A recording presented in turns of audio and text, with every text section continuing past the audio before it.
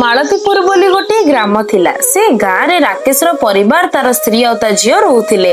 ରାକେଶ ଜଣେ army officer ଥିଲା। ସେ ଦିନେ ଛୁଟିରେ ଘରକୁ ଆସିଥିଲା। ତା ଝିଅ ଦିନେ ଜିଦି କରିବାରୁ ରାକେଶ ତା ଝିଅକୁ ପୁରୀ ବୁଲେଇବାକୁ ନେଇଗଲା। ସେମାନେ ରାସ୍ତାରେ ରାତିରେ ଫେରୁଥିବା ବେଳେ ହଠାତ୍ କେଉଁଠୁ ମେଘ ଘୋଟି ଆସିଲା। ରାକେଶ ତା ସ୍ତ୍ରୀକୁ କହିଲା, ଆରେ କଣ କରିବା, ଏବେ ରାତି ହେଲାଣି, ହଠାତ୍ ମେଘ କୋଉଠୁ ଆସିଲା? ଏହାପରେ ତା ସ୍ତ୍ରୀ ପୂଜା କହିଲା, ଆରେ ହଁ ତ, ସତରେ ଏତେ ଜୋରେ ମେଘ କେଉଁଠୁ ଆସିଲା? ହଉ ହଉ ଠିକ ଅଛି, ଧୀରେ ଧୀରେ ଗାଡି ଚଲାଅ, ଯେହେତୁ ରାସ୍ତାଟା ଅନ୍ଧାର ଅଛି। ପୂଜାର କଥା ସରିନି, ହଠାତ୍ ଆଗରେ ଗୋଟିଏ ଗାଈ ରାସ୍ତା ମଝିରେ ବସିଥିବାରୁ ରାକେଶ ତା ଗାଡିର ଭାରସାମ୍ୟ ହରାଇ ଗାଈ ସହ ମାଡ ହୋଇଗଲା।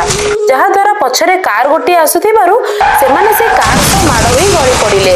ଯାହାଦ୍ୱାରା ପଛରେ ଆସୁଥିବା ଗାଡି ଚାଳକ ମାନେ ଏହା ଦେଖି ଗାଡି ରୋକିଥିଲେ। ସେମାନଙ୍କ ମଧ୍ୟରୁ ଜଣେ ଆଗ୍ରୋଟେକ୍ ଚାରିଟେବଲ ଟ୍ରଷ୍ଟର ଜଣେ ଭଲେଣ୍ଟିୟର ଥିଲେ। ସେ ଆଗ୍ରୋଟେକ୍ ଚାରିଟେବଲ ଟ୍ରଷ୍ଟ ଆମ୍ବୁଲାନ୍ସର ଟୋଲ୍ ଫ୍ରି ହେଲ୍ପଲାଇନ ନମ୍ବରକୁ କଲ୍ କରି ଯୋଗାଯୋଗ କରିଥିଲେ। ସେହି କ୍ଷଣରେ ଆମ୍ବୁଲାନ୍ସ ସେ ସ୍ଥାନରେ ପହଞ୍ଚିଥିଲା, ଯାହାଦ୍ୱାରା ସେମାନେ ସଙ୍ଗେ ସଙ୍ଗେ ହସ୍ପିଟାଲରେ ଆଡମିଟ୍ ହୋଇପାରିଥିଲେ। ତାପରେ ଆଗ୍ରୋଟେକ୍ ଚାରିଟେବଲ ଟ୍ରଷ୍ଟର ଭଲେଣ୍ଟିୟର ମାନେ ବୁଲା ଗାଈ ଗୋରୁଙ୍କ ବେକରେ ରେଡିୟମ ଲାଇଟ୍ ବେଲ୍ଟ ଲଗାଇ ଦେଇଥିଲେ। ଏହାପରେ ମାଳତୀପୁର ଗାଁର ସବୁ ଲୋକଙ୍କୁ ଆଗ୍ରୋଟେକ୍ ଚାରିଟେବଲ ଟ୍ରଷ୍ଟ ଗୋଶାଳା ସମ୍ପର୍କରେ ବୁଝାଇଥିଲେ, ଯେଉଁଠିକି ଗାଈମାନଙ୍କର ରକ୍ଷଣାବେକ୍ଷଣ ଓ ଚିକିତ୍ସା ସୁବିଧା ସବୁ ମାଗଣାରେ ଉପଲବ୍ଧ କରିଥାନ୍ତି।